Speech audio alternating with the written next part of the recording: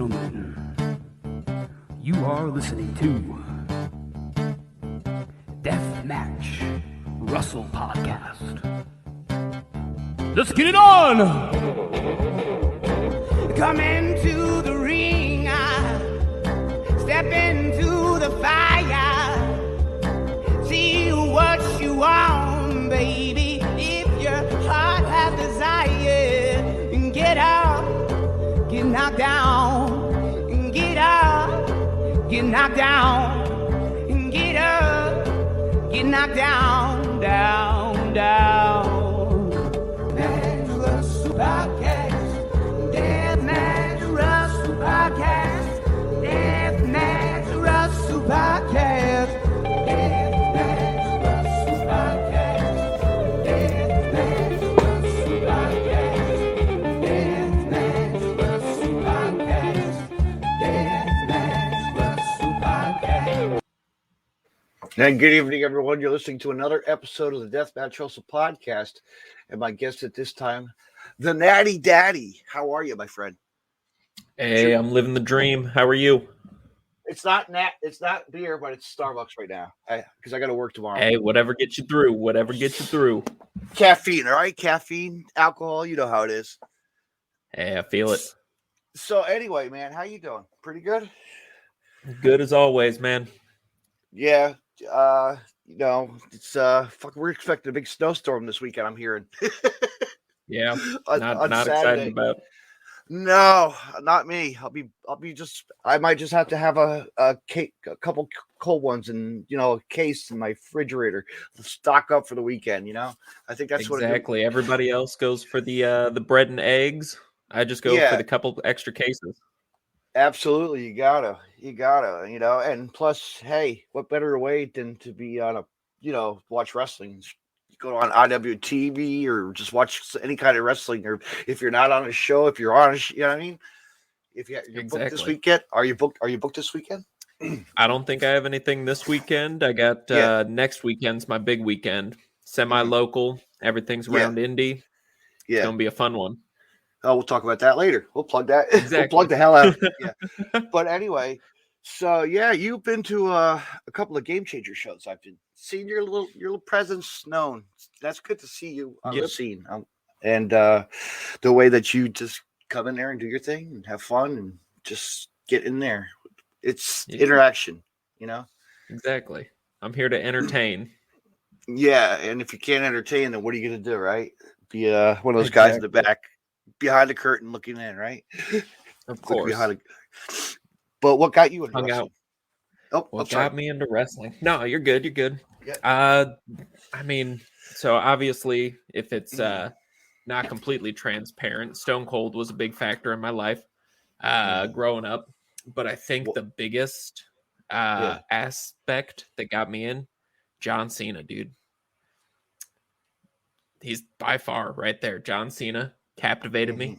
WrestleMania 20, I'm pretty sure, was the first WrestleMania that I got to see in normal time. My dad brought home the stolen VHS that was recorded when someone else bought the pay-per-view. He brought it home for me, and I got to watch the old bootleg. Nice, the old bootleg. Exactly. Yeah, that's crazy. That was Cena versus Big Show. And I think that being like the first match on the card is what really drove it in for me. And growing up, everyone always said, "Hey man, you'll grow out of it. You'll get out of liking wrestling." The thing they all say. But then as you get older, you go and then you go to your first independent show. You're like, "This is cool." Okay, I'm going to hang out with my friends and my dad or my family. People that have never seen a show ever, just because we're all excited as kids. We're just excited for that moment. And do you remember the first event you ever attended, or house show, or wrestling show? A couple different ones. I completely forgot that I went to these as a kid. But Ring of Honor used to come to Collinsville, Illinois, and I went to some of those shows, and they just, through the CTE and the stupid things I've done with my brain, I just forgot about them until my family was like, "Yeah, you remember we went to those?" And I was like, "Oh shit, we did." Damn, yeah. it's like growing up. It's like me. Yeah, I was around. I got to see McFoley at a young age. Come on, throwing it around with Doug Gilbert. Come on, like it's crazy. Right. They're talking about, Red Dragons were on one of the shows. I can't remember the exact cards, obviously. I think one of them might have had Nigel versus Brian. And, like, as a young kid, like, these were just random dudes wrestling. This is cool. But and that's like, looking back now. That's like me looking back and going to Ring of Honor and actually being there present at the Hammerstein Ballroom for a couple of those moments of their careers launching high, when it was really Ring of Honor, like the peak of the peak of the Briscoes, the peak of Kevin Steen and El Generico, and Bryan Danielson, of course, Yeah, whatever happened to El Generico? I don't know, Didn't man. he go down to like Mexico or something for a hand orphanage? Yeah, he did. And then he became somebody else. I'm glad he's a philanthropist. Then he became some guy on TV now, Sami Zayn's character. Somebody, weird. But he still has the voice, though. Hold on, time out, pause. You trying to tell me Sami Zayn was El Generico? You never do that? Since when? You never knew that. You're breaking my mind right now. Am I? I thought El Generico just retired. No. You're ruining Christmas for me, man. Oh, sorry. That's it. Sorry. Now you're gonna tell me. You're gonna try and tell me Quick Carter Gray didn't actually retire. Maybe I retired. I'd retire after every single one of my matches. I started leaving my boots in the ring just in case. Yeah. No, but you go back and you look at El Generico's career, as a PWG star as well, like Pro Wrestling Guerrilla, You're like, wow.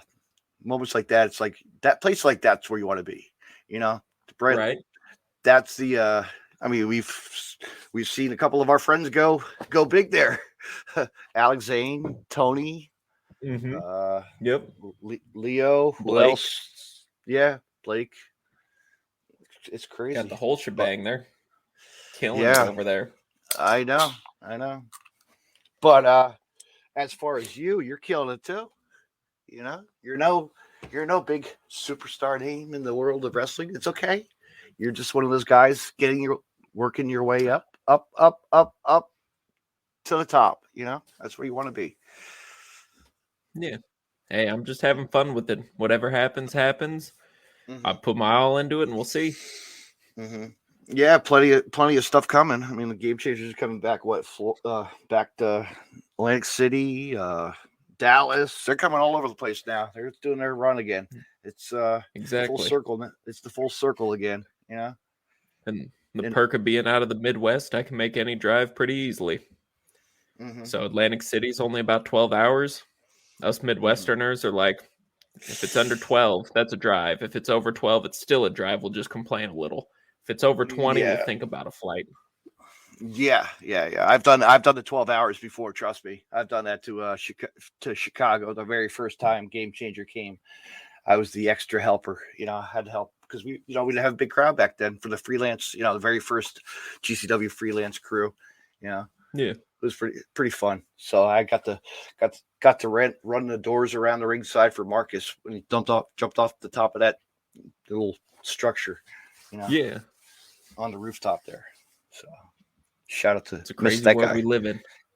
Crazy world we live in, and the crazy wrestlers that we have around us, and we're always intertwined together. But let me ask you this. What's your training? How'd you get involved with going to a wrestling school and all? Yeah. So I had a very long, extended process trying to get into wrestling. As big as it is now, it's such a niche world that until you are in it, no one knows anything about it. Who's this Sam guy? Moore. Big celebrity right there. Big guy. Big celebrity. Yeah. But until you actually get in wrestling, it's almost so hard to discover. I spent about a year searching for wrestling schools near Indianapolis, Indiana, and I could not find anywhere that wasn't more than 2 hours away. And at the time, wasn't about the drives. So I didn't want to drive 2 hours 3 times a week for training. And there's people who do that. All the props to them. Just wasn't for me at the time. Finally found School of Rock. Sent them a message online. Got hit up. Yeah, we shut down last year. We're not training people anymore. Well, shit. All right. Hit up. There was a random BZW dojo that opened up in Indiana, like an hour away from Indianapolis. Hit them up. Yeah, we shut down too. Sorry about you, kid. So I finally was like, I guess this wrestling thing isn't for me. And I'm just scrolling through Instagram one day, and random like indie wrestling hashtag popped up, but it wasn't spelt like the traditional indie wrestling. And I came across a place called WCWO, ran by the Dangerous Bull Don Basher and his family. Got trained there along with a bunch of other people on the scene for a little bit. And then the roads really helped a lot, and riding with really good people. Training obviously gets you the basics, but you don't understand wrestling until you get in cars and you wrestle. The only way to learn is to continuously wrestle, I think. And I could be wrong. Wrestling's like a buffet. Yep. And you take your first bump, you're like, wow, okay, this is scary. Okay. But I got to go through it. I have to do this now. Exactly. I took that, and I had a very gymnastic-y background. So I originally was a very flippy floppy boy and did really cool flips and shit. But then I realized I didn't have to do that. No. So I just don't. So if you ever see me whip out a 450 or a standing corkscrew moonsault, just know it's got real serious, because I'll pull it out when I have to, but I really don't want to. No. You'll just do a dive over the top rope. That's it, or something. Exactly. It's a lot easier to drink beer and hit a stunner and chant with the crowd. Exactly. Yeah. And land on somebody in the crowd as well. What's the let me ask you this. What's the scariest, or what's the worst experience with a heckler in the crowd? Ooh, or funniest moment in a crowd, like some old people or just somebody that really got under your skin? I don't think, luckily, for the most part, I haven't really had any. I think for the most part, I'm pretty quick-witted. So when people hit me with stuff, I think I can come back pretty quick. Like the scariest moment. Like grandma's saying, "Fuck you, you piece of crap." You just want to exactly. And I just look her in the face, and flip the bird. She can be flipping me off. She can say, "Fuck you." I'll look her back and say, "You wish you would." I wouldn't touch you with the 10-foot poles. Now give me my beer, so then I'll contemplate it. Think about it. Yeah, not like what Matt Cardona did.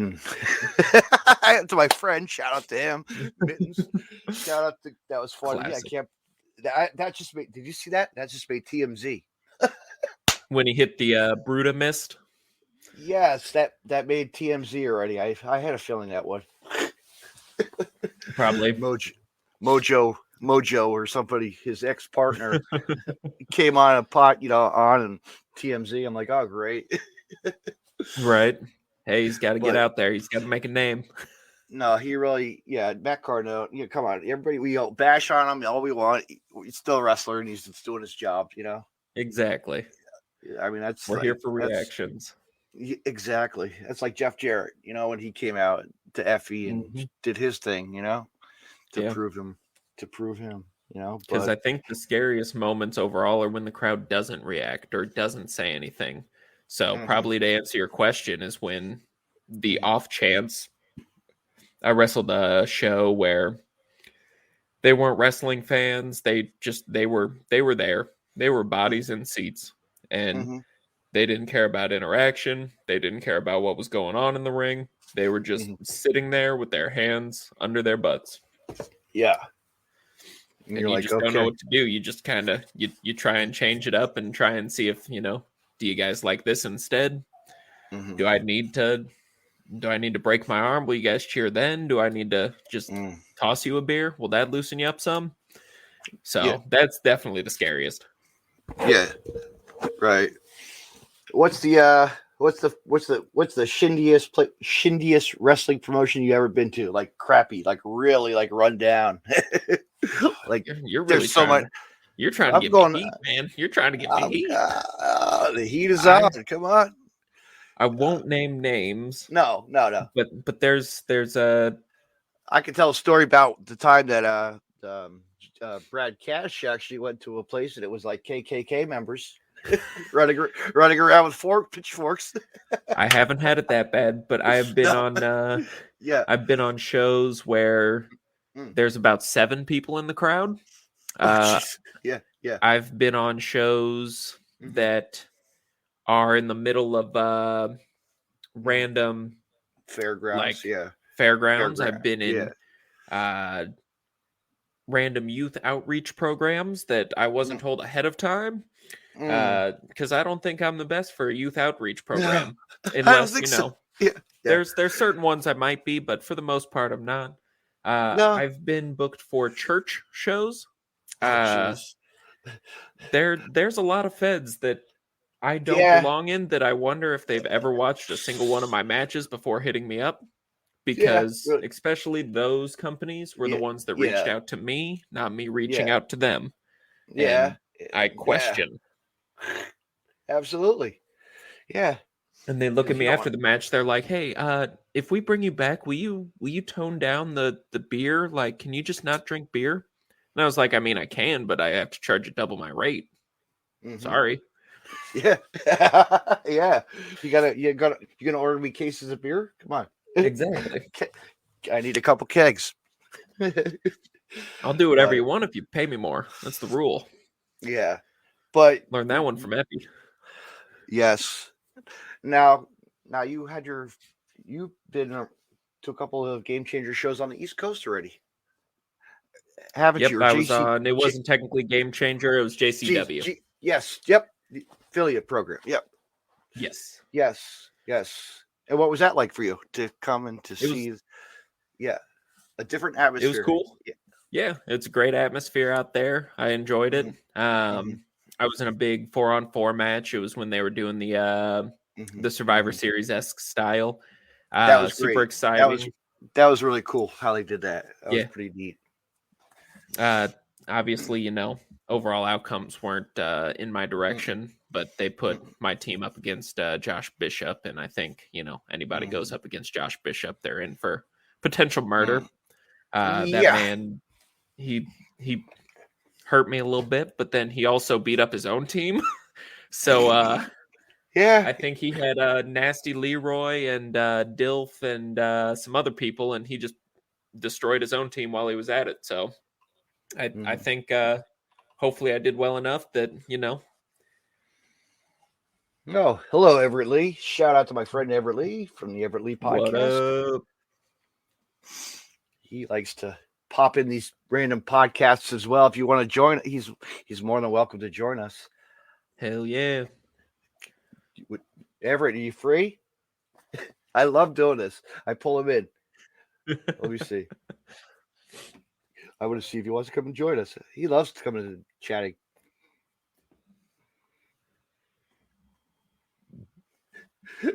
I'll see if he's going to say, "What, are you nuts?" I'll send him an invite. Why not? The more the merrier. Sometimes it's fun to just jump right into conversations with people, Yeah, just random Q&As. That would help if I do this, close this. So anyway, what do you think about like John Cena's? Of course, his movie career wasn't the greatest, but I think it was still good. Number one, if we go back in the day, The Marine. Okay. Yes. Chef's Kiss. Quality film. Yeah. May have been a B-list film, but high quality. Right. I actually just started watching the Peacemaker TV series that he just rolled out. Yeah. Just getting to watch him dance. And he's flexing that ham candle of his in a lot of those scenes. I'm just saying. Oh, yeah. He's the reverse of The Rock, almost. Yeah, but he's smart, man. He took what he had in wrestling and he's using it to his advantage in his post-wrestling career. Yeah. Yeah, he always brings it to you, Exactly. I mean, it's like, yeah. But I you think, looked at his... Go ahead. I'm sorry. I was just going to say, I think he spent the good amount of time in wrestling, whereas The Rock, how long was his career? 8-9 years? Cena spent, 16, 17, and then went. So he's known more as the wrestler than the actor, whereas The Rock has spent probably 12 to 15 plus years in acting. So that's why everybody sees him as the actor, not the wrestler. Mm-hmm. Yeah, why is this not working today? Everything's not working for me. Oh, here he is. Okay. Come on in, Everett. Join the chat conversation. I like pulling people in. He's going to probably pickle your mind. Cool. That's what I'm here for. Exactly.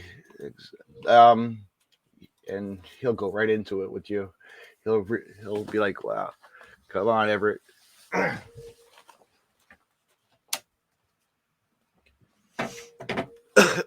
So what do you think your favorite moment was in your career? Your favorite moment? I got to wrestle Jonathan Gresham. That was really cool. Look at that, another guy from Ring of Honor. Right. This podcast is just going to be me just doing a ton of name drops because that's all that I know how to do. That's what all my podcasts consist of is just me name dropping super cool people.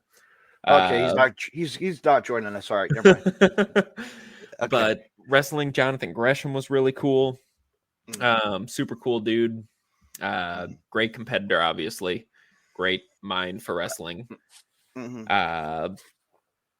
One of the greatest outside of the ring experiences. Got to spend a large amount of hours in the car with Rich Swann, driving, him to a show or from a show in between shows was super awesome and created a friendship that, a young me would have never expected.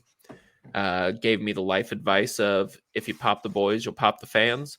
And I still live by that today. So that's super cool. And then obviously the life advice of Fandango or Dirty Dango, if you prefer. If you can't draw money, draw funny. And I also live by that. That's a good one. That's good. Yeah, Jonathan Gresham, man. I'll tell you what. I've seen him through his career at Combat Zone. And he can go with the best, like he has, and till this day he still goes the best. We see it every time. Like he just took on Blake Christian. That was a good match. That was fantastic couple matches they've already had together. Yeah, I think best of the best, like 2013 maybe. I think he was in that one, did extremely well, like just phenomenal wrestler. And if you think about it, 2013 is almost 10 years ago now, and he was insanely good then. And the fact that he's just grown as a competitor and him and his female as well, his female wife as well, Jody Gray, Grace. Jordan Grace, insanely good wrestler. Both of them super great. I have less interactions with her, but still the couple that I've had, super awesome, super cool people. I remember always going to the Ring of CZW shows, and we always had this thing where I always sat front row, and the security guard would be sitting there, so he would run. I'd always say, "Hey, get this guy in the corner. Come on, get the security guy," and he would, just like to get the crowd interaction. The kick of the crowd. Yeah, I don't know if he's done it to Layla Hirsch, because I know she was a security guard at the time, before she was a big name, Right. But yeah, shout out to her. She actually just this past week we had a good dark match with another person that we know, Janakai. Mm-hmm. So shout out to her and her, both of them. Yeah. Probably about 3-4 years ago, I did a CZW dojo match. I don't remember much of it. Drinking heavy. It was me and one of my fellow Lost Boys, Chase Holiday. We were there for when was WrestleMania in Jersey? That's when we were out that way. Oh God, that was 3-ish years ago, probably. Maybe 4. Yeah, but it was fun. So we went out there, and obviously we went to go see the Statue of Liberty, because what else do you do when you're in Jersey? We were on the ass end though, so it's okay. Right. Yeah, just gotta explore and have fun. It's like when you go to Atlantic City, what else do you do? drink beer or go to a casino. I'm just here for the coin pushers. You get me in one of those quarter pushers, I'll blow $200-$300 in that bad boy, unless I'm winning money. Yeah, but now we got that arcade across from us, so it's okay. I can chill that arcade all day. I don't care. Yes, why not be a kid again? Right? That's what exactly. What do you think the Jersey Shore is known for? Arcades. And actually, that's what I'm close to. Actually, is like 15 minutes from the famous Seaside Heights Boardwalk and Point Pleasant Beach Boardwalk, and nice. I'm like 20, and I'm 30 minutes where Joey is in Asbury. Nice, isn't that crazy? Yeah, that's pretty funny. Like I could just go see Joey anytime, but I don't want to bother because I see him and I hand him a beer to show. I'm sure you've seen that, right? I'm known for that. I don't care. I'll just hook up a wrestler every time. Here you go. They're in the ring. Here you go, guys. And I'll even do that to you. So there you go. Next time I see you, come down here. I don't think I'll be in. Oh, guess what, ladies and gentlemen, Everett Lee, how are you? I'm in pain. You're yeah. He's I'm in pain. Oh, sorry, Everett. How do I get rid of this crap? Let me see. Go ahead. This is Everett Lee. This is Natty Daddy. Talk away, Everett. How's it going? Hey, I'm living the dream. That's amazing. Yeah, I'm in pain. I'm laid up. I have a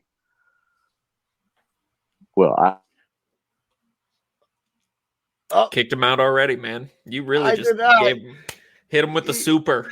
I did. It's the pain. You said, "Hey, man, you're in Spain without the S. You're out of here."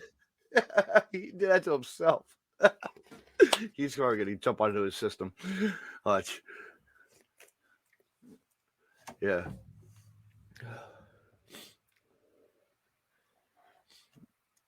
Oh man, he had a hernia. I know he's those not. Will get you. I know. But anyway, getting back to what were you saying? Oh, video. Video machines. Yeah, that's right. We're talking about the stupid arcades and stuff. Right. Yeah. Arcades are sweet though. They're exciting. We got a couple arcade bars in Indy. Makes my life great. I get to drink and play video games. Now, see, I'm not. Okay, yeah. He's going to jump on it. I figured he would. He's going to jump on his PC. He's going to come back and join us the better way instead of sitting in a bed, laying down. Yeah. You making this man be in pain just to ask random questions. He's more fun than I am also, but yeah. Oh yeah, his phone can't handle this technology. but growing up, were you playing? I mean, big on video game playing. I was not into the newer PS stuff, and I'm not. I was pretty big into video games. Obviously, I started out all the way back in like NES. My babysitter growing up had a SNES. So a lot of Donkey Kong Country and that kind of thing. I had a Nintendo 64 with NWO versus WCW Revenge. Always played as Sting because he'd start out with the baseball bat. I'll tell you a story I have. I worked for the township, right? I'm a garbage kid.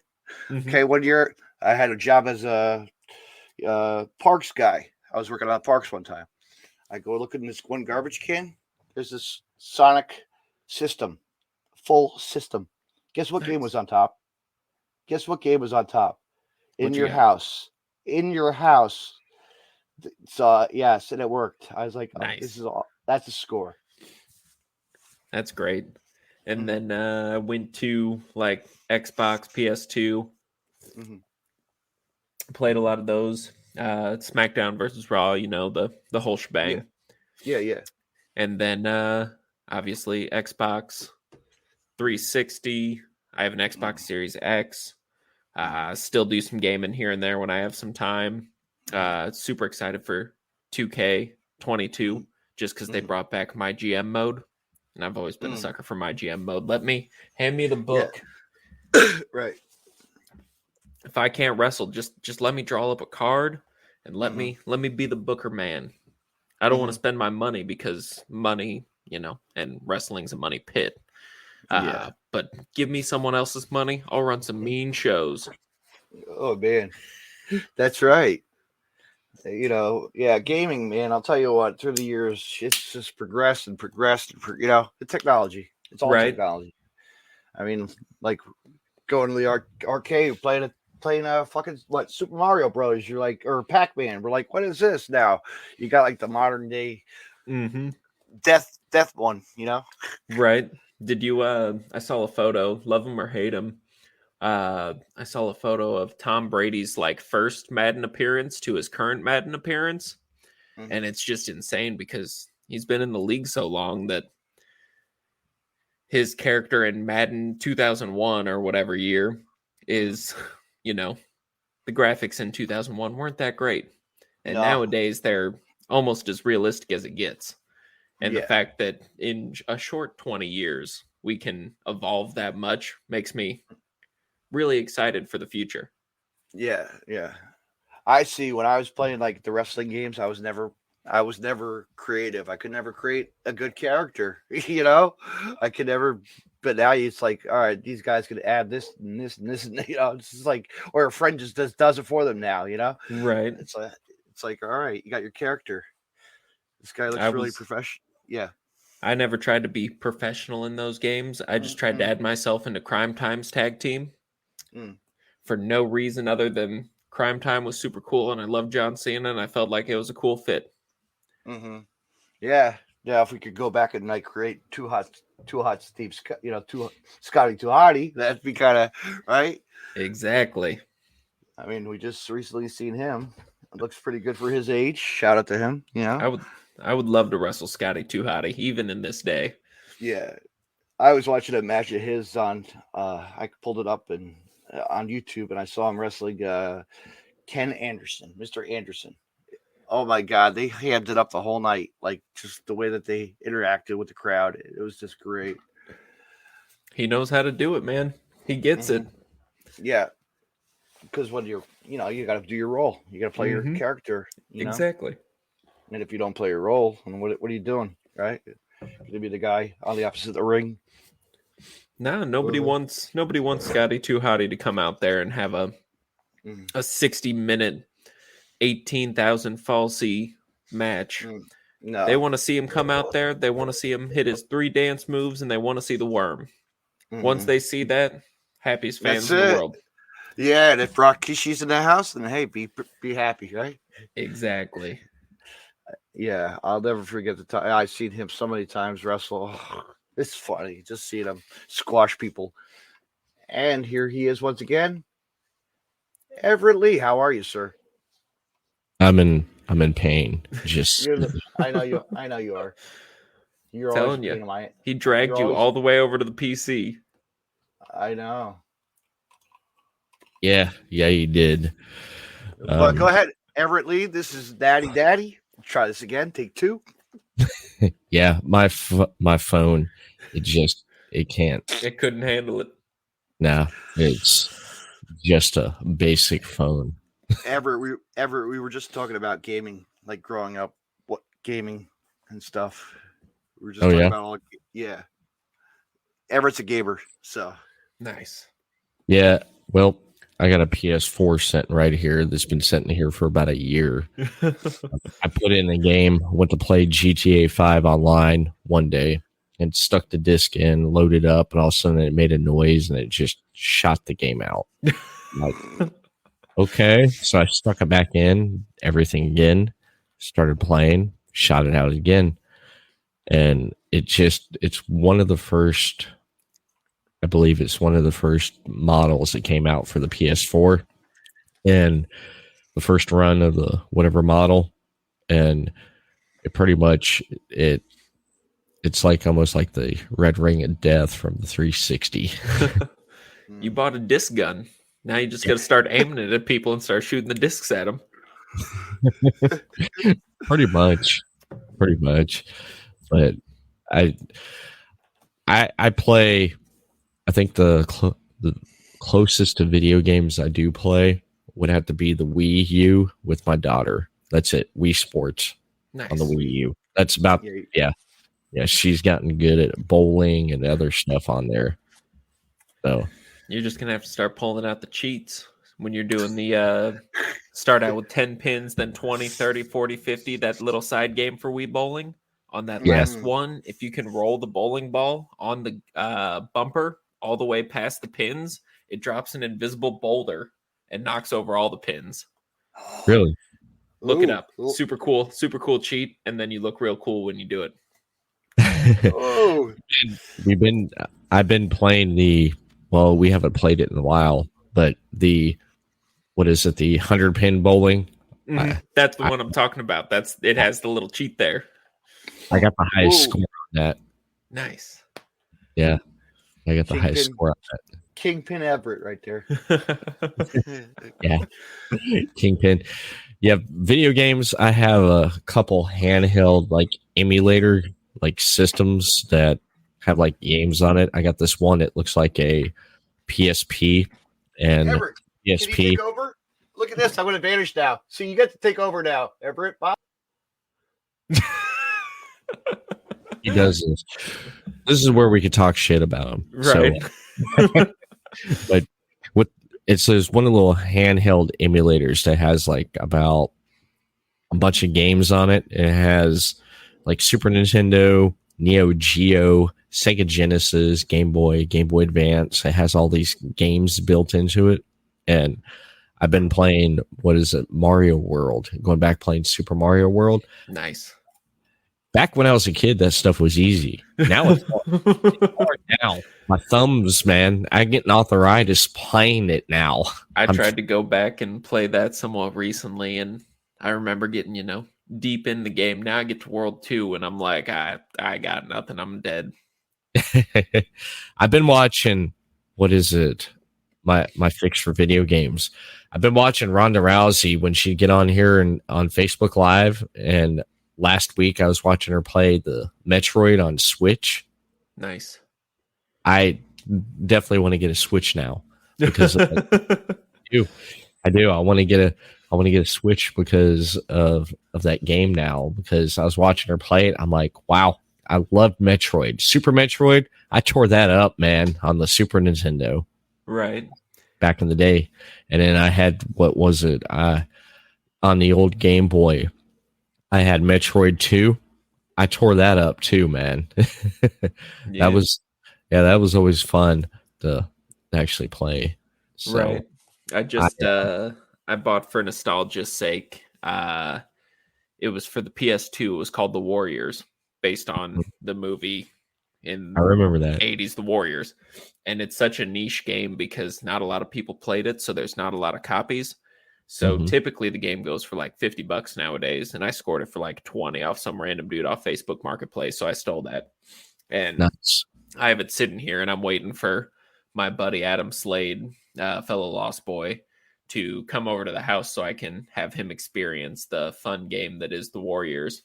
We'll be running around the Coney Island, tagging and having a blast. So I'm super excited for that.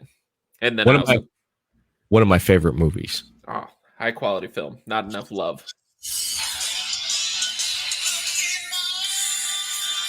There's my ringtone. Nice. Nice. Living Color fan.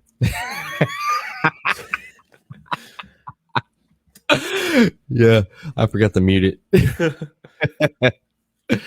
Yeah, I'll have to call him back. Yeah, my bottom hurts. Been hurt the last few days. It's a little bit better, but it's not great in the situation I'm in. So I've been out of work for the last few days. So yeah, I was propped up and I was like, yeah, let me try my phone. It just didn't work. Ain't about it. Nah. So it's like, might as well just come over to the PC and just do this. I got a cushion, so I'm good now. And all right, we can stop talking shit, David's back. What? Yeah, I'm just kidding. We're just talking about how I've stated I will never do a death match in my life because really? my mom raised a bitch. I'm scared of. I get queasy when I see blood. So like, okay. The closest I ever got was I wrestled Matthew Justice in it was technically a death match, but it was far from a death match. There wasn't much blood. There was more blood in me and Justice's first match than there was in our death match. Yeah. Wow. Well, being thrown by Josh Bishop. That's also that too. Yeah. But I remember the first time I wrestled Matt Justice. Actually, let's tell. Yeah. Does Everett know who these guys are? No. I don't even think that he does. No, I'm trying to. You know how much wrestling I watched this past weekend? I stated on my podcast last night, David. I said, as much wrestling I watched over this past weekend, I can go into rehab because Friday I watched Southeast First on IWTV. Then I went Saturday and I watched Pro Wrestling Magic, and then Sunday I watched GCW. So I watched a lot of wrestling over the weekend. And New South as well. Don't forget that, Everett. New South. Last week? No, the Southeast First. New South was part of it. New South, Southern Honor. I don't know if you have a IWTV, Natty? Yeah. Yeah. Southeast First. It was great. It was AC Mac. Mm-hmm. Oh, yeah. Congratulations winning that IWTV. I love the name he picked out for the belt, and it was just a great event. That's only like 8 hours from where I live. Yeah, I used to be a Southeast guy. I was down there for about 2 years. I lived in Savannah, Georgia. Nice. So that was only about 4 hours because they run out of just north of Atlanta. Mm-hmm. I think Tyrone, Georgia, or something like that. Yes. Action does at least. And Everett's is a Florida Daytona guy. So okay, nice. Oh, you got a Buc-ee's there now. You got a Buc-ee's. That's the important. Yeah. This is the new part of the podcast. We're talking about Buc-ee's. Well, I can't. Yeah, we got a Buc-ee's. Yeah, we got Buc-ee's. They built this one just right up the road from where I live, off the Interstate 95 North. Mm-hmm. I can't go in there. I cannot go in there because here's a little backstory with it. My wife's former boss from Sam's Club. Okay. The one that got her, that made her quit. She runs that. So if I go in there after what I said and did, she'd kick me right out. Nah, trust me, because Buc-ee's is big enough. She won't see you in there. Buc-ee's are huge. You got a whole Hobby Lobby, gas station, and barbecue restaurant. And you got a bathroom where you can play a football game in. You're good. I've been to that Daytona Buc-ee's. Trust me. You have. I'm a connoisseur. Okay. Natural Light and Buc-ee's, those are the two things I live by.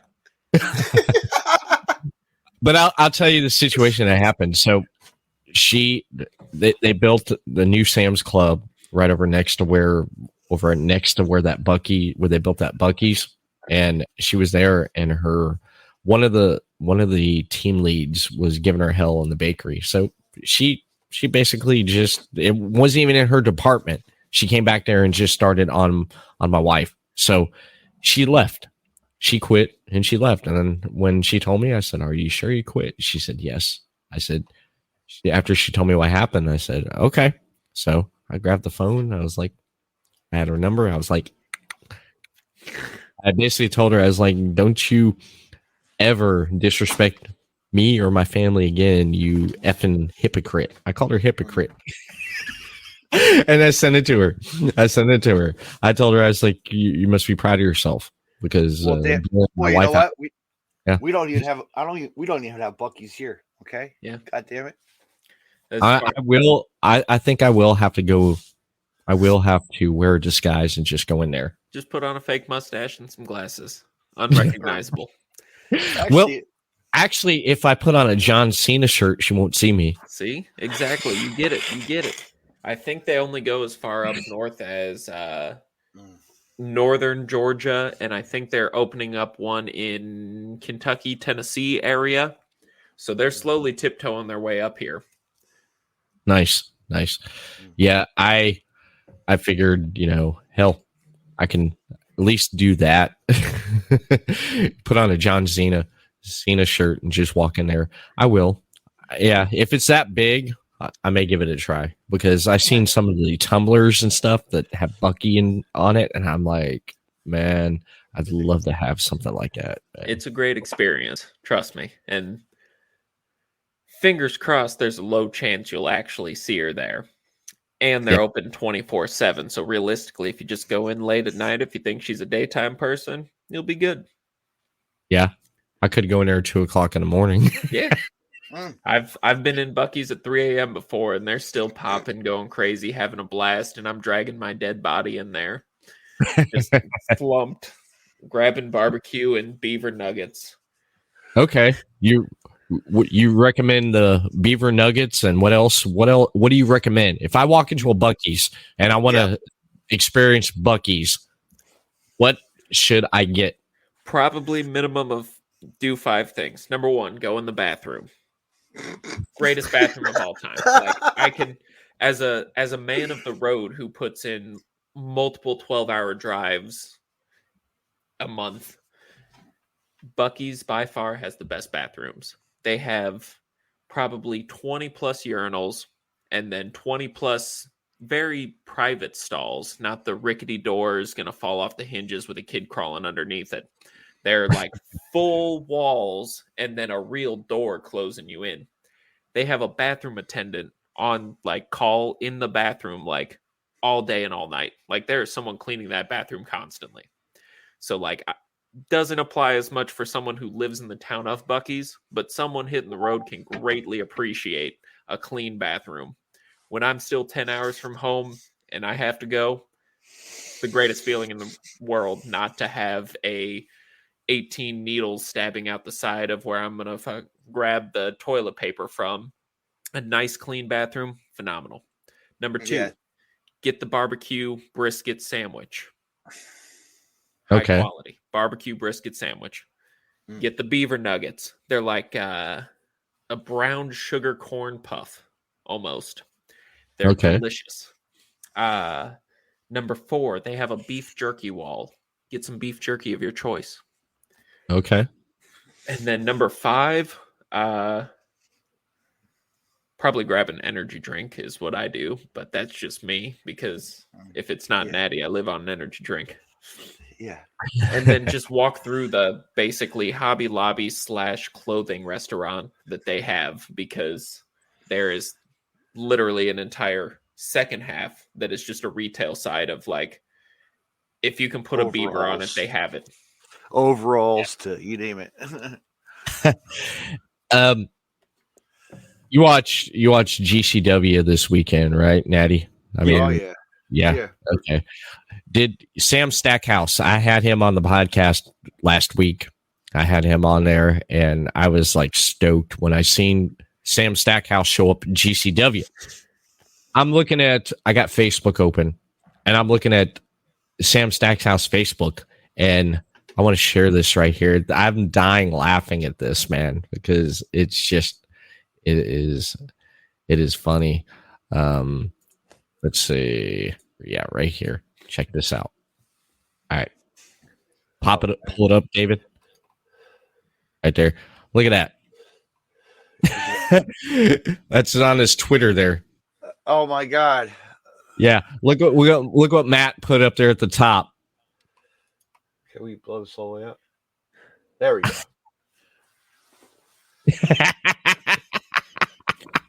Look at it's Matt's Twitter. Oh, I didn't realize that. Yeah, it's Matt's Twitter. Look at the comment he wrote beneath it right there under his Twitter handle. That's his true saying lately, you know? Yeah. Yeah, that's what he thinks about Mick Foley. I'm dying laughing about that, man. I was looking at that and I'm just like he lives for it. Yeah, he does. Yeah, he does. And you know, honestly, I'd have to say that Matt is much more hotter now than he was back in WWE because that's what he was that's what we were saying earlier too. Me and him were talking about that.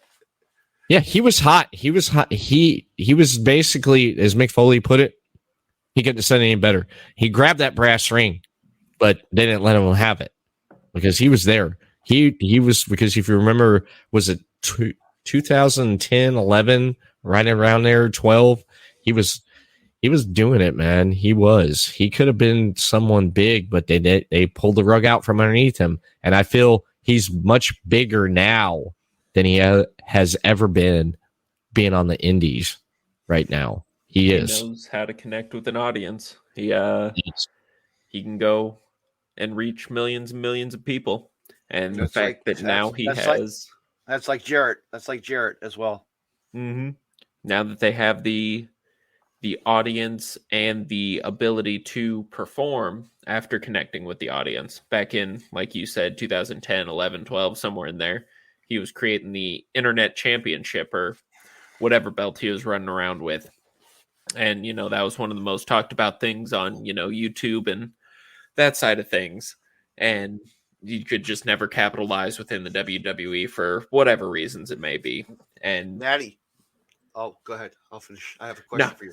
You're good. I was just going to say that the fact that now he can still portray that same ideas on social media and still benefit from it by getting to perform in ring and do what he does is just phenomenal.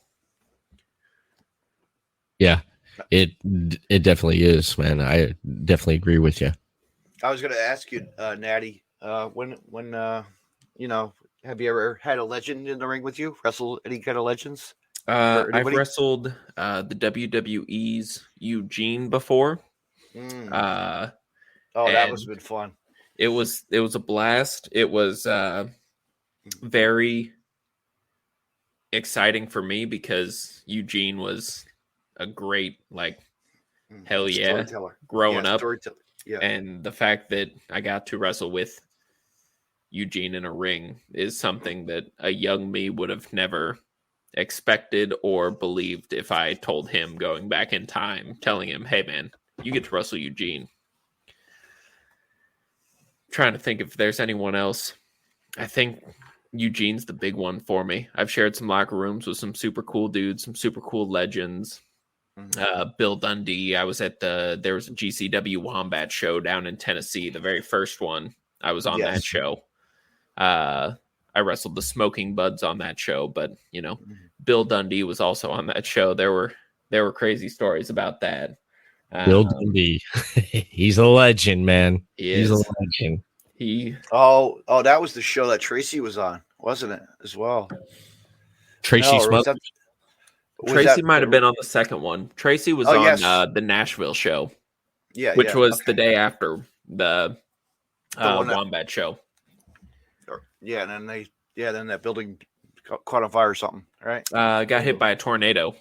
The Basement East. Damn.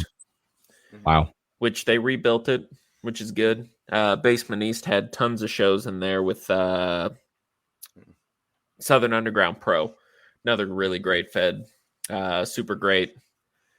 Got to wrestle there quite a few times as well. Basement Wombat, East. I'll tell you what, Wombat's pretty fun. Good show. Wombat's a blast. It's characters. It's Bill Dundee coming up in a car that has vinyl print of Bill Dundee on the car. Nothing more exciting than that. Yeah, Bill Dundee, he's a legend, man. He definitely is. But talk like connecting with the audience and stuff. When you have matches, how do you connect with that audience? Do you listen to the audience, because the audience is the best? Is, you know, they know what they want, and they'll let you know what they want to see. If, for instance, like last night when I was talking to PGA Savage, he had a match against Chris Taylor at Upper Limit Wrestling, and before that match, it was already, you know, he was heel, Chris was face. As soon as he went out there, he got a face reaction, and on the fly, they flipped the script because Chris came out as a heel, and they had to flip the script there because they heard what the audience wanted. How important is that to you with what the audience wants? Yeah. So you ever had to flip the script before? Yeah, absolutely. I am a self-proclaimed real shitty wrestler. I'm just there to hang out with the crowd. And if I just so happen to be in the ring, I just so happen to be in the ring.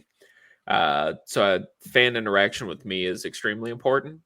But there have been times where, you know, a promoter asks me to do one thing and I walk through those curtains and I realize that one thing is not going to happen unless I try really, really hard.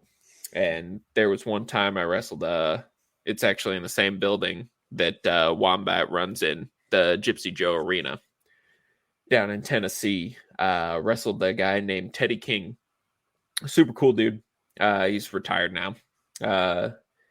But the promoter wanted me to go out as heel and Teddy go out as face and, you know, do the grapples and stuff.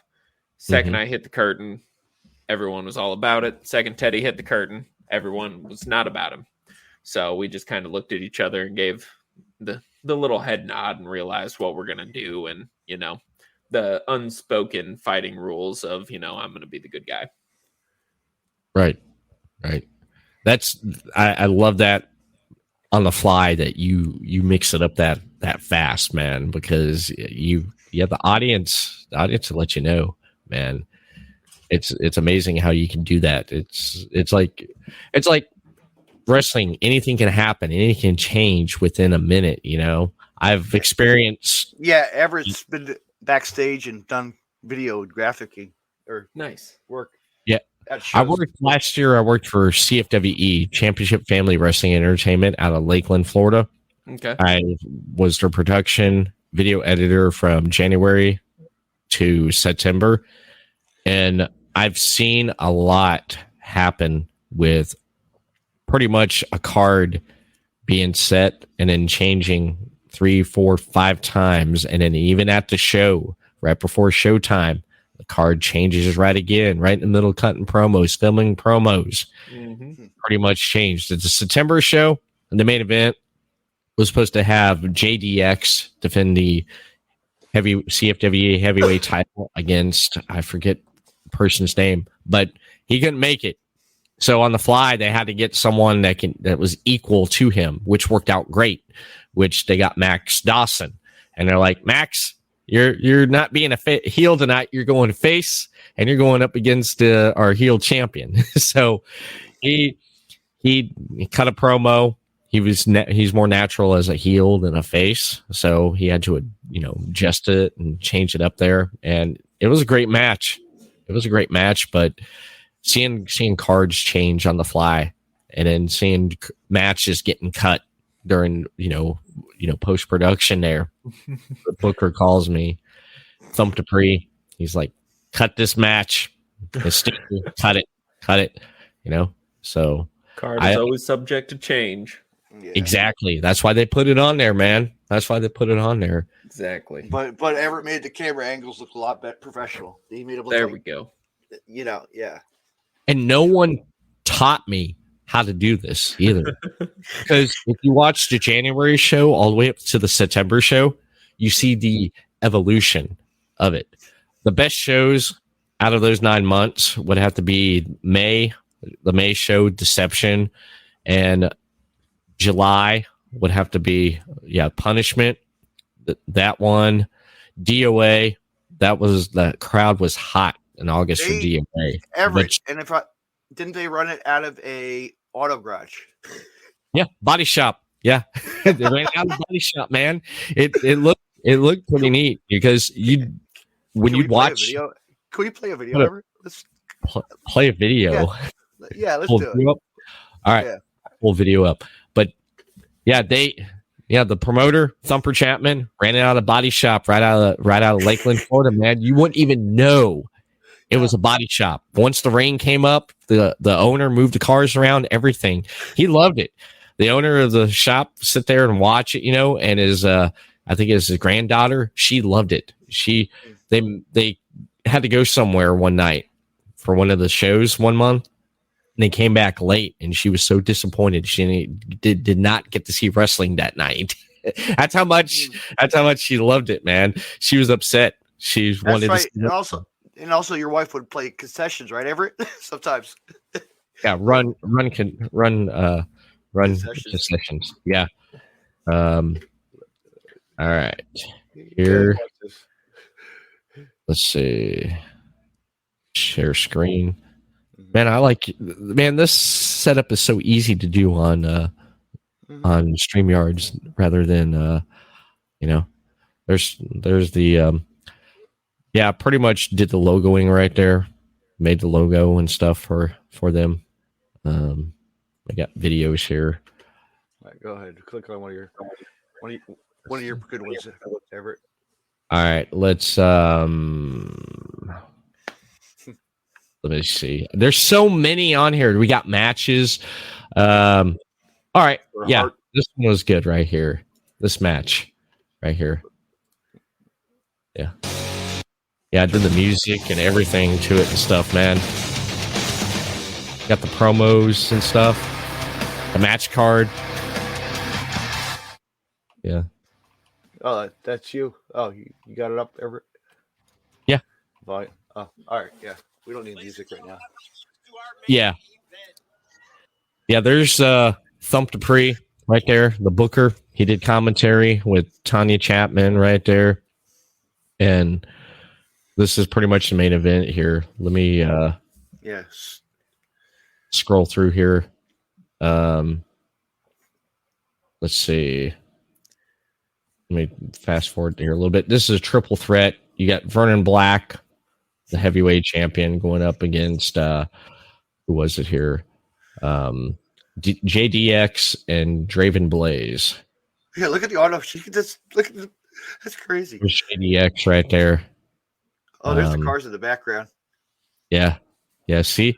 It's a body shop, man. But you put a ring up, people will come, no matter where it's at, right? I started out in an auto body shop, so I feel it. Yeah. Oh, no kidding. Yeah. Yeah. JDX heel. No. He's a great heel, man. He is great. Yeah, I got a hard cam, webcam up at a third cam right there above the entrance shooting out. And then we had 4 cameras this night. We had a freelance photographer, Carlos. Shout out to him. There goes Draven Blaze coming out. Let me get to the match here. Let's see. Yeah. Yeah. All right. Action. Okay. Yeah. Here we go. So buffering. Just buffering. There's the webcam there. There's one of the camera guys. Yep. I don't know what happened there. So the match is about to start. I love how this goes off because Draven, the build up here, Draven and JDX have history, or they had a match in May and they got this rivalry going. Vernon is basically like the third man out. He's like, shoot. He goes, I'll let these guys fight it out. And then once they beat each other down, I'll go in and steal the pin to keep my championship. That was the whole game from this. Why does that ring look so small? It's a 18. Actually, I think it's I don't know if it's 16 or 18. It's just how the angle of the angle is. And the promoter, Thumper Chapman, he built that ring. He built it. He built it by like by hand. It has like when they're putting it up, I've seen it put up a bunch of times just by the planks. I mean, just it has wooden planks. But I pretty much look at this guy wailing on him. yeah, Draven's just wailing on JDX. Now look to see Vernon. He's sitting there and he's like, I ain't, he's waiting to pick. He's playing it smart. But I pretty much edit this match together with the camera angles and stuff. Yeah. What do you think, Nate? It's pretty. He's trying to look at it. He's like, hey, God, he's grabbing a beer. Yeah. This ain't bad, is it? No. Got the camera cuts. I learned that all on my own, man. The camera cuts. Got to be careful. Can't get to Fed status. The Fed's throwing way too many camera cuts these days. Mm-hmm. Yeah. Every time you blink. Yeah, Facebook's doing something. Doing something. Well, yeah. I cut the footage where I felt like it needed to be cut at. You know what I mean? Yeah. You just got to go off feels. That's all you can do. Mm-hmm. Like, I mostly stayed with the roam cam here because the action's right outside here. And then I switch back and forth. You got two guys on both sides. You want to get different angles there. You don't want the other angle where the other guy's sitting there. You see, it's like, what's he doing? You don't want the guy's back while he's choking someone. You want the camera in your face when you're wrestling, right, Nate? Right here, yep. Ooh, right there, in your face, in your house. Yeah. But when you want to punch the guy in the video camera, it's like, all right, I get. Yeah, I'm sure you hate that, Nate, when the camera guys are just like right in your way. Sometimes you're like, oh, come on, right? You know what I mean? Like there's right in your way of doing a move. You're like, excuse me.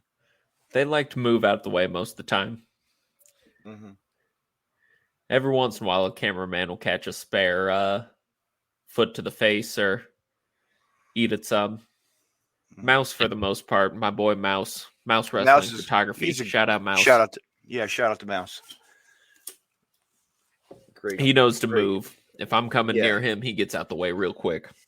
Yeah, Chris knows how to move, and Earl knows how to move. They know all how to move. Yeah. Shout out to all the great camera guys. Yeah. There was this one guy that came in. His was called the Beast. He came in with Christian Mills. This guy's like almost 7 foot tall, man. He came in and Christian Mills was the cruiserweight champion for CFWE, and he pretty much created like the group called the Ministry, and he had Riley Crow with him, the Beast, and when the Beast was introduced at this show, man, the crowd went crazy when they saw this guy come walking in. He's like 6'8". The guy's big, man. He's huge. He just steps over the ropes, man, like it's nothing. But yeah, I had to learn this all on my own, how to cut this, how to cut video and do stuff, man. No one taught me. I watched a lot of independent wrestling shows. I took from different independent wrestling shows how they did stuff, man. Because I didn't want to do WWE or AEW because that's obvious. I wanted to see what's out there that caught my eye from a production point of view, how they did stuff. So I took all that and incorporated, and this is what came of it right here. And the promoter, he loved it, and nice. And the booker loved it. What's your thoughts on so far what you see? Yeah, looks good. I mean, overall, cuts look good. Back and forth, like you said, keeping the action focused in is good. Something you can't control, the lighting. But like I said, you can't control that. Nah, that's the thing with the lighting there. It just basically you had that light up there, and you pretty much had other lights up there too. But I mean, it worked, man. Crowds came in for this. Yeah. They came into this, man. They came here to watch it, and they loved it. So, oh, look at that 1, 2, 2. Yeah. Ooh, kick to the face. I'll go back and watch this stuff. I'll go back and watch it and just be like, wow, I was like, I can't believe I pulled this stuff off, but I did. I did. I pretty much did. Now going back to like watching stuff, Nate, Natty, like WWF, ECW, WCW. Was that a big part of you too as well? WCW era? Yeah, a little bit of the WCW. I was WWE and then a little bit of ECW more than WCW. WCW was, I don't know if I just didn't have TBS at the time, in all honesty, or if my dad just didn't watch it at all. But to my knowledge, I didn't know anything about WCW until after they were acquired and then going back afterwards. Like I said, playing NWO versus WCW Revenge was about the closest that I had to experience. And in all honesty, I thought it was just a knockoff WWE game that stole some of the WWE wrestlers. But ECW was super cool and obviously edgy, and they had a working relationship with the Fed. So like I had a little bit more knowledge of, ECW. And then unfortunately I remember the ECW reboot, which created good people, but the reboot was not great. But it had Kelly Kelly. That's what's important. A very young Brad really enjoyed Kelly Kelly. Yeah. She married a hockey player. Yeah. My heart's still broken. It's fine. I thought I was marrying her, even though I was like 12 at the time. I remember Kelly Kelly. I remember, what was it from the ECW? They had Kelly Kelly, they had Layla, they had Brooke. They had all three of them there. Mm-hmm. And then I remember the relaunch of the ECW. Remember the ECW Zombie? Yeah. I already passed away a few years ago. Probably. Yeah, he was around a lot. He did a lot of wrestling on the East Coast, though. He ran around the East Coast area for bookings because he was that desperate, or the promoter guy, the booker guy, whoever had handled him, Yeah. Hey, do you remember this game right here? Let me we're talking about video games, and when you said ECW, I thought about this. So you remember this game? Yep. Mm-hmm. I thought you were gonna pull up backyard wrestling. That's another one. That game was great. That game, and shout out to KG on working on that. I'm a firm believer that if I always tell people when they're naming wrestlers that if they weren't on Wrestling Society X or Lucha Underground, I don't know who they are. Because Wrestling Society X, greatest 10 episodes of wrestling ever.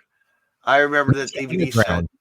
Yeah, I have that DVD set somewhere still laying around. Lucha Underground? No, Wrestling Society X. Wrestling Society X. Why have I heard of that before?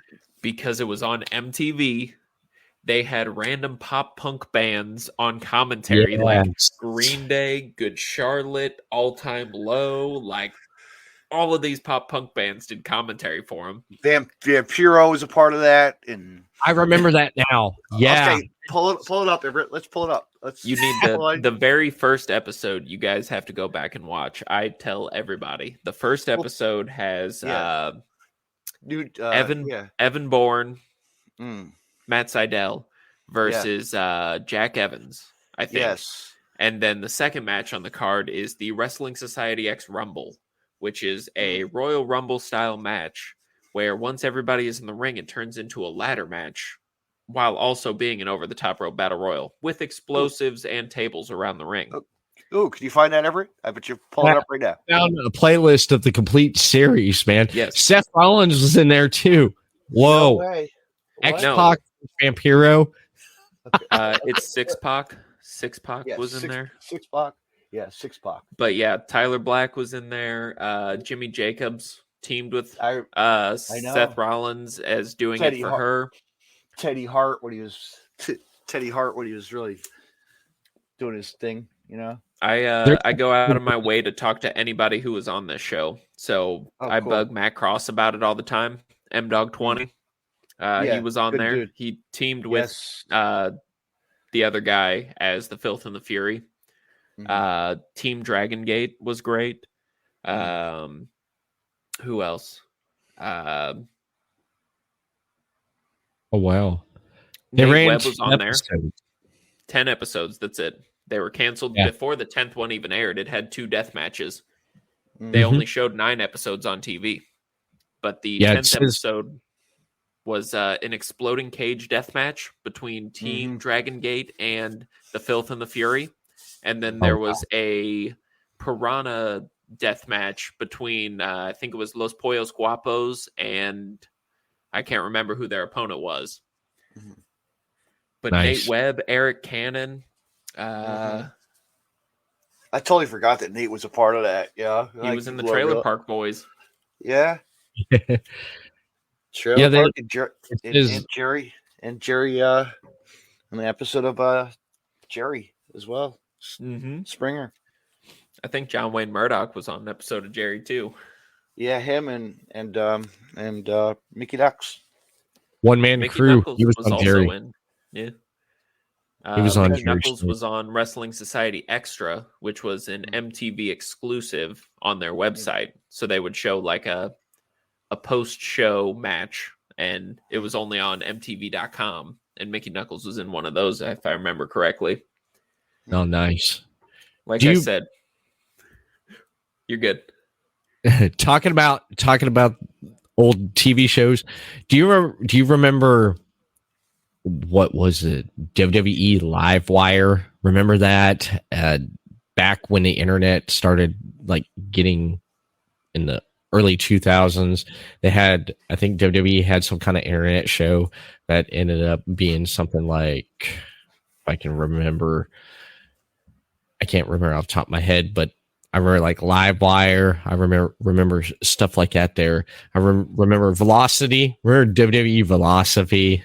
I mean, I only care about Velocity. That's like my favorite WWE content because 5-7 minute matches, they just going hard. Nothing but like Hoovy and Chris Jericho, Rey Mysterio, all the or going back to like the Sunday Night Heats. You know, come on, Booker T versus Steve Austin. Booker T versus Steve Austin in the grocery store match. Come on. Yep. That was my favorite. My father, God rest his soul, he loved Stone Cold, man. He loved Stone Cold. He did. And I'll tell you the story, Natty, a story behind that as well. That Sunday Night Heat, Christmas rolls around. Guess where I am? At that WWF restaurant. At the WWF restaurant. Yeah, and Taz and Christian were on the microphone. Or no, Taz and Michael Cole, and I stood right behind them, and they were telling us, they're like, "Okay, guys, we're gonna be here live. You know, we're doing this live around the world." I didn't realize, you know, I'm excited. I'm gonna be on TV, and so me and Taz were doing like during commentary during what is it? Not was it Brian Knobs? No. Oh, Chuck Colombo. There was a Chuck Colombo match. Yeah. And so we were doing like, who's the master of the figure 4? Ric Flair. Woo! We would do like really get the crowd going behind us. So it's funny. That's cool. I was watching wrestling today. I was watching Defy Wrestling. I watched, I think, one of my favorite Darby Allin matches. I watched Darby Allin versus classic Cody Chun. Man, Yeah, from Defy Wrestling. You familiar with Defy Wrestling, Natty? Yeah. Yeah. Over on the West Coast. Mm-hmm. Yeah, I was going through IWTV. I was like, I want to see some Defy Wrestling because there's still a lot of episodes I haven't seen on there yet. I pulled it up, and I pulled up that episode, and the main event was Darby Allin versus Classic Cody Chun. Man, that they told a hell of a story. And Darby Allin, both these guys, they threw it in there. It's up on YouTube right here. I'm looking at it. You ever get a chance to watch it there? It's great. There's another one I want to watch there because I thought it was the one where he did the coffin drop off the balcony. I think it was the one where he wrestled against Shane Strickland. If I remember, I remember when Darby Allin first came to the compound for Game Changer Wrestling when they first had their building. You know, that little hole in the wall building. And he actually was on a little platform, jumped off a little platform. It was like one of those crazy I think it was like Jimmy's birthday, I believe it was. Jimmy fucking Lloyd's birthday, yeah. Yeah. If you want a good blend of just about everything, Paradigm Pro Wrestling out of Jeffersonville, they bring in a lot of East Coast, West Coast, Southern, high combination of everything. They got a lot of good content on IWTV. That's actually where I wrestled Jonathan Gresham. I don't do much. Really? Yeah. We're talking about, he had wrestled Jonathan Everett. Oh, hell. Man, you see that match he had against who the hell? Adam Priest at New South? Mm-hmm. Dude, pure wrestling match. That was great. Both those guys tore it up, man. They did. I enjoyed that right there. I love seeing every once in a while just a pure wrestling match where they only get 3 rope breaks. Yep. And I love those type of matches because you really have to you get technical with it, man. And I'm gonna have to check that match out. It's on IWTV, right? Yep, it's Summer on Lock, I think, was the show name for PPW, Paradigm Pro Wrestling. Mm-hmm. I also, I think 2 months before, I wrestled Blake Christian there. That's where I've wrestled Matt Justice 3 times. Like I said, that first show, he broke my nose. Hit me in the nose with a trash can lid. Gushing blood. And then he threw a 30-pack of Natty at my head and bounced off my head, went in like the 5th row. Took out a couple fans, but then the fans were just ripping apart the case, just stealing my beer. Wow. Then I wrestled him for for Satan's belt. What's that company's name?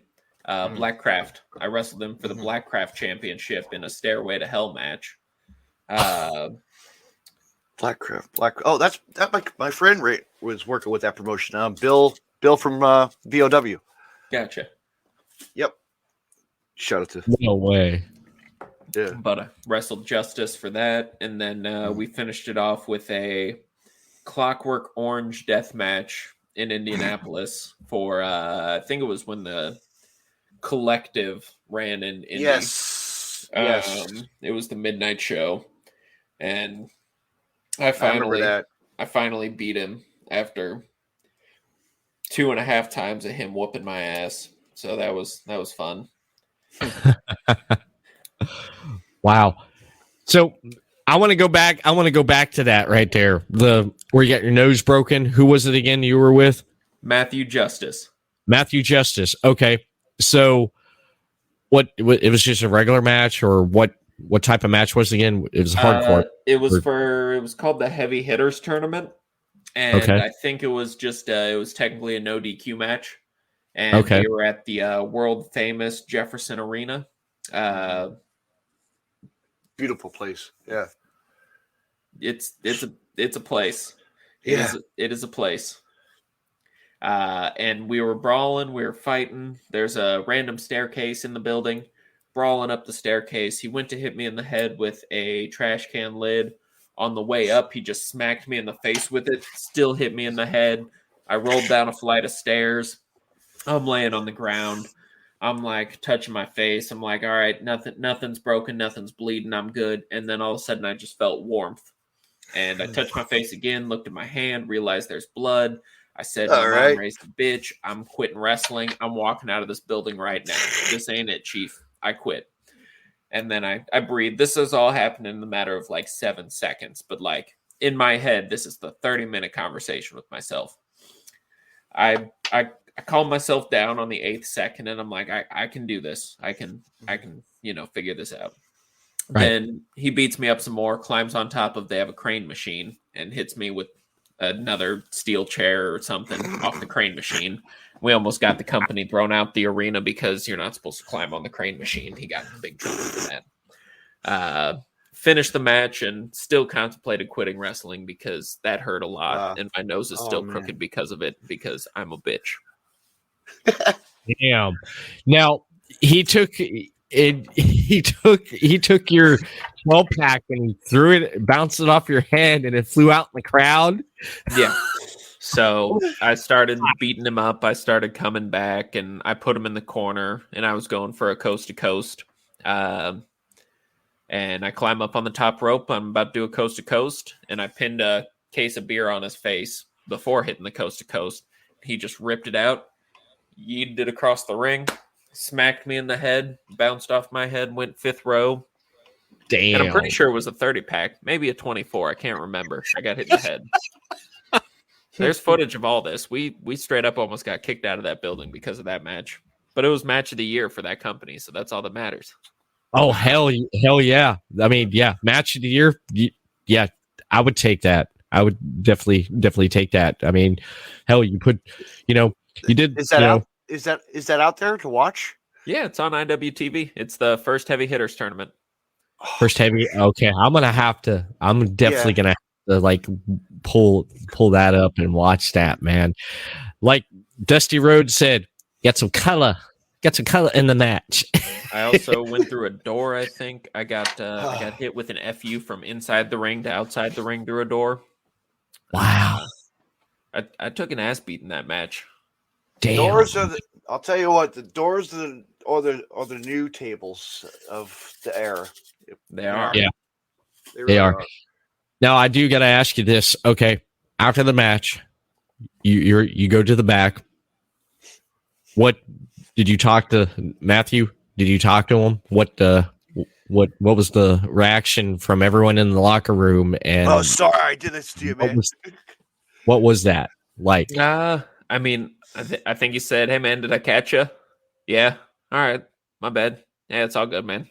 And then we just boogied on in separate ways. Like, I didn't sign up for a game of chess. Like, unfortunately, I am a bitch, but like at the same point, like, I expect things to happen. So whatever happens, happens. Right. It's wrestling. Anything happens. Wow. That is great. I mean, just getting bust open, getting your own case of beer thrown at you, and then having a match of the year. When it was announced to you that this was match of the year, what was first thought that came to your head about that? I mean, as high and mighty as it sounds, I knew it. It was a great match, and people enjoyed it, and it was what the fans in that area wanted. They wanted a crazy fest of violence, and that's what they got. Nice. I love it, man. I'm definitely gonna have to check that out. I know David's gonna be checking it out too, aren't you? Yes. Yeah. You have to watch the full trio of matches. The Heavy Hitters 1. I think the second one was on Heavy Hitters 2, and then the third one was, like I said, what was the name of it? Like Midnight Marauder or something. It's the one that was on the Collective in Indianapolis. Nice. Right. Nice. Yeah, there's so much coming. But let's take this home. What do you say we go home now, huh? I'm ready to call it a night. I got to get up at 5 something. Yeah, I feel that. Where can we Where can everybody reach you at? Natty Daddy. Facebook is Bradley Prescott the Fourth. Instagram is Bradley Prescott IV. And then Twitter is Natty_light_HW. And because, I'm not smart. If I was a smart man, I would just make them all the same, because then I could say at all social medias enter this. But no, let's make it complicated. It's like a treasure hunt, finding my content. On Twitter, I just pitch my stupid ideas, like the one I thought of today. Why isn't a promotion ran 3 singles matches at the same time? And the winner, whoever wins the singles match first, wins. So it's kind of like a triple threat. It's kind of like a singles match, but it's not either of them. Why not? What else you got going on? Oh, sorry. I was gonna say you'll appreciate this one. Have you guys heard my idea of a 5-ring death match? Mm-mm. All right, so I have this whole theory here. I'm gonna grab my mic and I'm gonna bring it in real close. So I have this whole theory. You guys have heard of no ring death matches, right? Yeah. What if we flip that on its head and we ran a 5-ring death match? So basically what it is there's 5 rings, and the rings are in the shape of like a 5 on a die. So 4 and then 1 in the center. Basically, to make it even more fun, none of the rings are the same size. One ring, it's going to be an 18 by 18. Second ring, 16 by 16. Third ring, 20 by 20 fed. I want a former WWE ring. Fourth ring, it's going to be a 12 by 12 low boy for micro wrestling. And then in the center is going to be the 6-sided TNA Impact ring. What's going to happen is at the same time, there are 4 separate death matches going on. In one of them, there's going to be traditional, whatever you want to call a death match. Number 2, there's going to be a shit tons of glass death match. Number 3, this is the death match I'm in, is going to be the foam party death match, where it's only foam items and there's no blood allowed, and I'm going under. And then in the 12 by 12 micro ring is going to be a Hoss tag battle where you have to be over 6'5" and 350 to be in the match. So it's just going to be 4 behemoths in this tiny ring battling it to the basically death. The winner of these 4 matches go on to the 6x6 TNA ring to have a fatal 5-way death match. And the winner of that is the King, Queen, Champion, Instagram famous deathmatch champion of the world. So whatever deathmatch company wants to take that, you can have it. I just expect at least a 15% cut of all ticket sales. Thank you. Nice. That's cool. That's a cool concept. I like it. That is, man. That is a really, really cool concept. If you want the most useless concepts that would never work in wrestling, I got 80 more of them. Just let me know and I'll let you know. But you can find me, like I said, not this weekend, but the first weekend in February. Naptown All Pro is a great up and coming company ran by J Rose and company. Super cool idea. They're building something awesome in Indianapolis. Then followed by Summit Pro, ran by TJ Kemp. Another great company doing super cool stuff in the greater Indianapolis area. Mm-hmm. I'm just excited that I don't have to drive super far and I get to hang out with a bunch of my friends. Mm-hmm. So I get to drink a lot. That's the best part. Nice. And you'll never know where you'll be. You'll pop up at a GCW. You never know. Yep, that's what I do. I'll just randomly show up at a show. You'll never know when I'm coming, but I'll be there. That's what the Lost Boys do. Nice. I want to say thank you for coming on. Yeah, I appreciate you guys having me on. Thank you so much. We'll do this. Yeah, we'll do this again.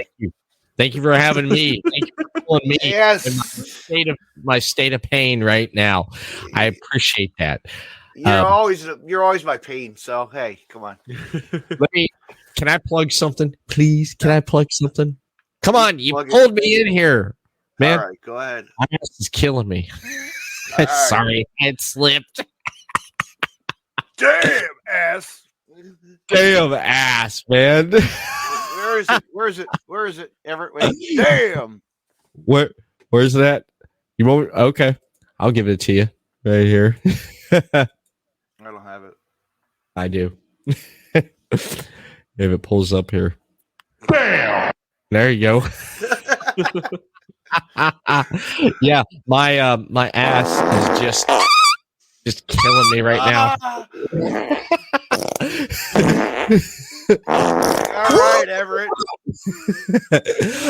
All right. Okay. Plug. Everett Lee Show, Tuesday night, 8:00 p.m., 8 p.m. Eastern, 5 p.m. Pacific. I think that's about right. 3 hours behind, somewhere in there, between 5 and 4 Pacific. Everett Lee Show, Podbeam live stream. You can listen on the Podbeam app on your phone. Download the Podbeam app on your phone. Create a username, and you can interact and listen. Or if you're on a PC, you can follow the link on social media on my Everett Lee Show Facebook page, Everett Lee Show, and on Twitter at the Everett _Lee. You'll be able to listen on the PC, but you won't be able to interact, as David found out last night. So get the app on your phone, and you get a lot of other podcasts on there too, as well. But I just want to throw that out there. I'm going to have a show next week with a great guest. Yes. But what do we have? Me and you have a podcast coming up too, as well, don't we? Oh yeah. So, Natty, check this out. So I'm not getting dragged in like I did before on David's podcast, which I don't mind. But there you go. But next Wednesday night, I think it is on. Yes. No, Tuesday.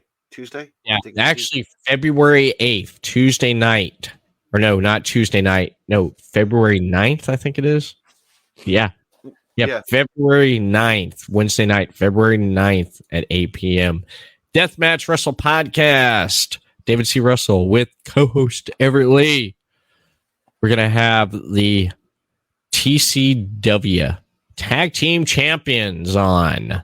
We're going to have PJ Savage and Ransom, the front line, talking about their match coming up on February 12th for Titan Championship Wrestling as they defend the tag team titles against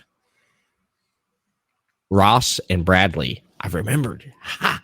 So tune in on February 9th, Wednesday night, 8 p.m. on Deathmatch Wrestle Podcast. And that's right. And that's going to be a hot show that night, Everett, because it's the 20th. Oh, gosh. It's an anniversary show. We're actually celebrating Monster Mac's 25th year in the business.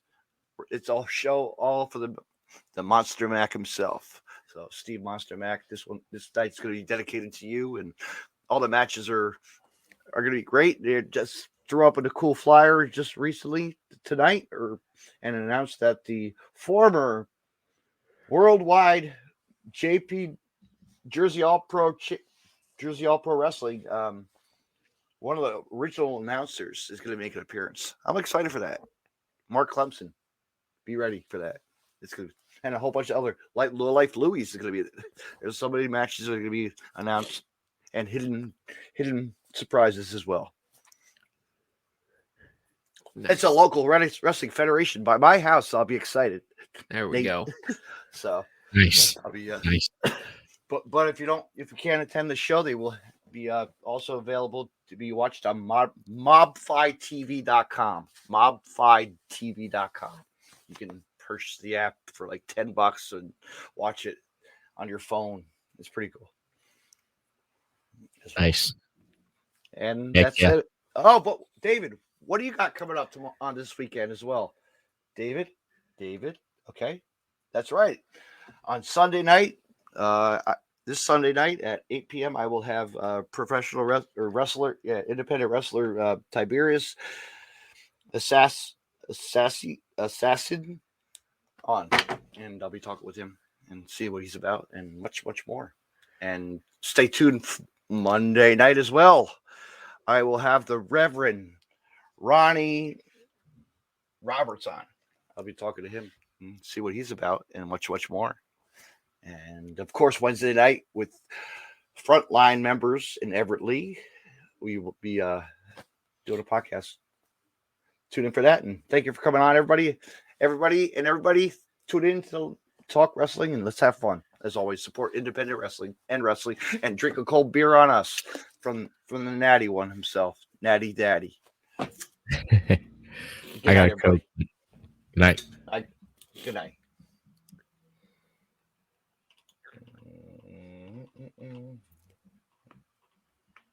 Okay. All right. I hate this crap. Everett.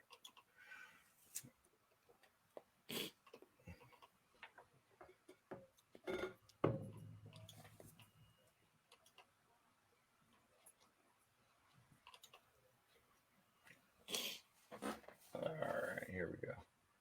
Good night. You can find more Deathmatch Russell podcasts on the following social media: deathmatchrussell.com, follow on Twitter at DavidNJ32, and on Facebook, facebook.com/DJDaveNJ32. Instagram at DavidNJ36. Hey, wrestling fans, I want to mention Collar and Elbow. Collar and Elbow was founded on traditional values of professional wrestling. Two entities working together to create a product intended to connect with people on an emotional level, a symbiotic relationship where one cannot flourish without the other. We strive to create a product that embodies our passion for professional wrestling expressed through street fashion. Visit collarandelbowbrand.com and use the promo code Deathmatch Russell Podcast and save 10% off when you make a purchase. Collar and Elbow, where wrestling passion meets street fashion. Me on Podcast City Network at podcastcity.net, facebook.com/Podcast City Network. Hit the like button and share, and on Twitter at Podcast City Net. Also on Johnner's Wrestling Podcast Network, www.wrestlingwithjohners.com. You can hear Deathmatch Russell Podcast on Stitcher Radio and on iTunes.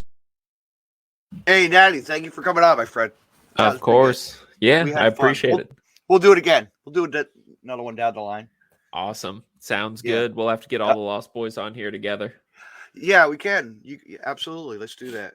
Me, Hoodfoot, Chase, and Slade. It'll be a crazy time. Oh, all right. let them know they're more than welcome. Let's do it. Sounds good. I appreciate it, man. Because Everett talks some good stuff. He knows his stuff.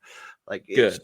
And I liked how he really pulled you some good stuff too. So hell yeah. It's pretty. Yeah. All right. You have a good night, and I'll have this up. You too. Loaded. Yep. Awesome. Thanks again, man. Later. Yep. Later.